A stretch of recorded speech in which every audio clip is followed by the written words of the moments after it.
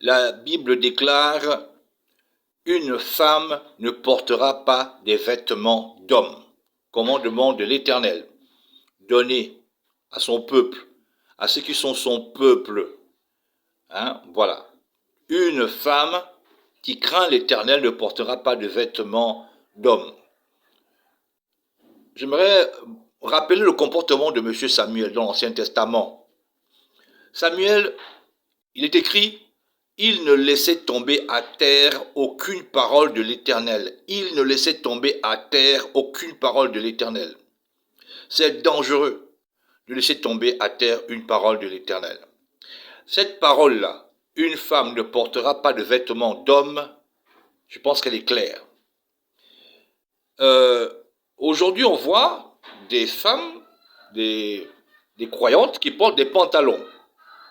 Le pantalon, ils ont fait aujourd'hui une version féminine pour dire que ce n'est pas un vêtement d'homme, c'est un pantalon pour femme.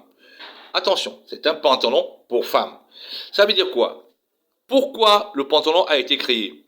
Un peu de recherche et vous saurez que le pantalon a été créé pour les hommes. C'est pour qu'il s'adapte à certaines conditions. Pour les hommes. Le pantalon a été créé pour les hommes. Je reprends. Le pantalon a été créé pour les hommes. Maintenant, Satan, qui est aujourd'hui couturier, il a fait des pantalons pour femmes. N'empêche que le pantalon est un vêtement d'homme. Donc quand tu portes un pantalon, sœur, toi qui crains l'Éternel, tu portes un pantalon, tu es en train de désobéir à ce commandement qui dit: une femme ne portera pas des vêtements d'homme. C'est clair. Ok, maintenant, quelqu'un me dira que, mais à l'époque, dans l'Israël antique, les femmes et les hommes portaient des robes. Pourtant, les hommes portaient des robes. Attention, la robe n'était pas un vêtement de femme. Non, la robe n'était pas un vêtement de femme. Les robes étaient un vêtement qui était pour tout le monde. Ça avait été conçu pour tout le monde, parce qu'à l'époque, la pudeur était à un certain degré. On ne voulait même pas voir les cuisses des gens, etc. La forme des cuisses et tout et tout. Donc on mettait des robes, hommes comme femmes. Donc la robe n'avait pas été créée au départ pour les femmes. Et avec le temps, c'était un vêtement, donc on va dire mixte, mais avec le temps, on a créé des robes pour hommes, des robes pour femmes. Dans ce cadre-là, donc, les robes pour hommes devaient être portées strictement par les hommes, et les robes pour femmes devaient être portées strictement par les femmes. La robe, au commencement, n'avait pas été créée pour les femmes. Maintenant, il y a un habillement qui apparaît, c'est le pantalon. Le pantalon, les concepteurs du pantalon avaient dans leur esprit les hommes. Dans le cadre de la révolution féminine, du féminisme, etc., la contestation de la hiérarchie sociale, notamment dans les pays occidentaux, c'est d'abord eux qui engendrent ce genre de choses, eh bien, ils se sont dit: bon, écoutez, l'homme n'a pas à commander, nous aussi on va porter le pantalon. D'où l'expression qui porte la culotte, ça veut dire qui est le chef. Qui porte le pantalon, ça veut dire qui est le chef.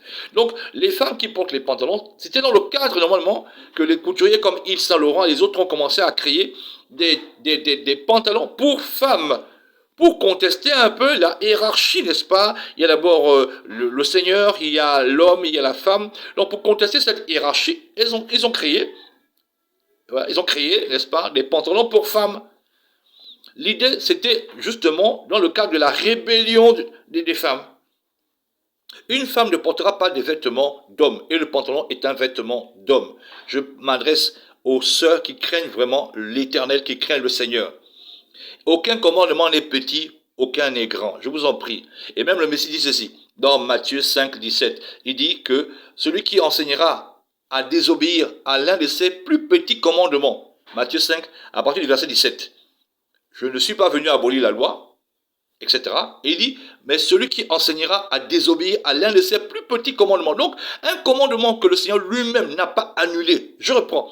Un commandement que l'Éternel, le Messie lui-même, durant son ministère de 3 ans et demi, je crois, sur terre, il n'a pas annulé ce commandement. Tenez-le pour toujours valide. Et d'abord, c'est quoi aujourd'hui porter le pantalon? Qu'est-ce que ça veut dire aujourd'hui porter le pantalon? Je vais vous dire une chose. Le port du pantalon, c'est de la pornographie. Ça veut dire quoi? Ça veut dire que quand tu portes un pantalon, tu es en train de dire aux hommes qui passent, voilà comment je suis quand je suis nu. Voilà à quoi je ressemble quand je suis nu. À partir du pantalon que tu portes, des habits serrés que tu portes, eh bien, un homme peut se faire une idée de ta nudité. Vrai ou faux? À partir du pantalon que tu portes, un homme peut se faire une idée de comment tu es quand tu es nu. Par contre, si tu mets un cabas, ou tu mets, je sais pas moi, une robe, une grosse jupe, je sais pas, eh bien, il aura du mal.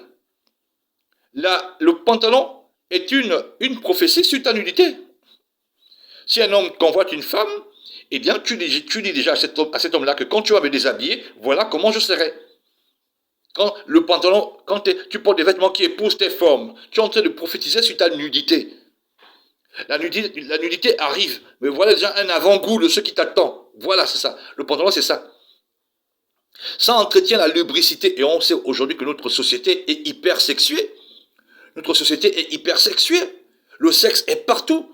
Dans les films, les dessins animés, dans les publicités, c'est le sexe, le sexe, le sexe. Et toi, quand, sœur, toi qui crains l'Éternel, tu participes à cette lubricité, cette luxure, eh bien, tu t'opposes au Seigneur. Donc je ne m'adresse pas à tout le monde, hein. Je m'adresse aux femmes qui craignent l'Éternel, pour qui l'Éternel est plus important que tout sur terre. Sœur, tu ne mourras pas. Prends les pantalons, mets-les à la poubelle, va prendre des robes, des jupes, tu ne mourras pas.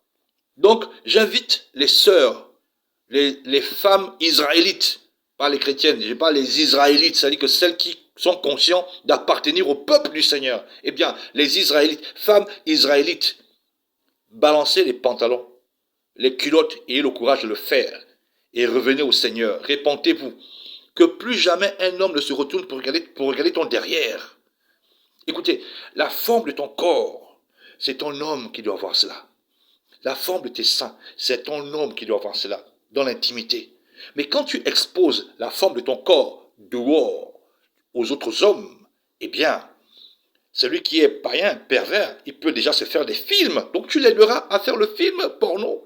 C'est ce que ça veut dire. Tu aideras le païen à faire un film porno dont il sera l'acteur et toi aussi. Donc je vous en prie, la Bible déclare, une femme ne portera pas de vêtements d'homme. J'ai déjà démontré que la loi n'est pas annulée. La loi est toujours valable. La grâce est là, mais la loi n'est pas annulée. Soyez bénis pour celles qui vont obéir.